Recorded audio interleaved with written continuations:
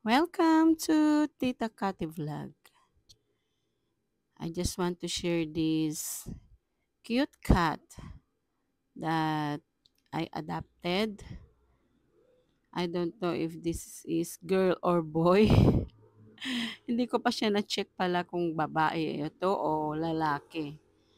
But then, pinangalanan siya ng mga anak ko ng kimchi. Ayan. Napakakulit na niya, guys.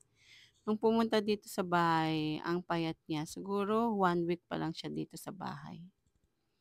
Gusto ko nga yan paliguan kasi ang dumi ng kanyang tenga pero natatakot ako. So ayan, malaki na siya, makulit, at namimili ng kainin. Gusto lang niya ay isda. Pero kanina trinay ko siyang pakainin ng pork, yung taba ng pork. Kaya yan, no, may pork dyan.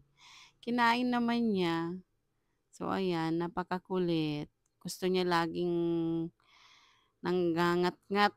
At tapos yun, laging pumupunta diyan sa ilalim ng ng kotse at pumupunta doon sa gulong.